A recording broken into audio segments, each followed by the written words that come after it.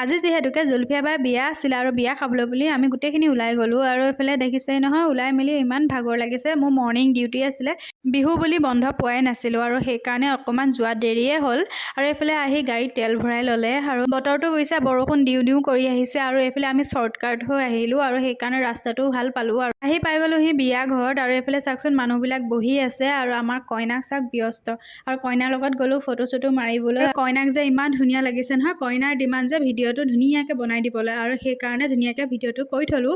আৰু এইফালে চাওকচোন ধুনীয়াকৈ ফটো চটো মাৰি আছে আৰু আমিবিলাকো বহি আছিলোঁ আৰু বহি মেলি আমি খানা খাবলৈ আহিলোঁ আৰু লৰালৰিকৈ খানাও খাই ল'লোঁ। আৰু এইফালে পুৰা দবা পিটা বৰষুণ দিছে, একদম বতৰটো কিবা কৰি আনিছে। এইফালে ভাত খাই মেলি চব খাই ল'লোঁ, চব খাই মেলি আমি কইনাক মাত দি গুচি আহিলোঁ। আৰু এইফালে আকৌ আমাৰ ভাত খাই নহ'লে এইফালে চিপছ খাবলৈ মন গ'ল আৰু সেইকাৰণে 2টা পেকেট চিপছ লৈ ধুনীয়াকৈ মিলাই ল'লোঁ আৰু খাই বৈ মেলি ইমানেই টেষ্টি লাগিলে। আহি জেঠাইহঁতৰ আকৌ চেনাও খাই ল'লোঁ আৰু চেনা খাই বৈ মেলি আৰু অলপ দেৰি কথা চথা পাতি মেলি ৰাতি ভাত সাজ জেঠাইহঁতৰ খাই বৈ মেলি আমি ঘৰলৈ আহিলোঁ।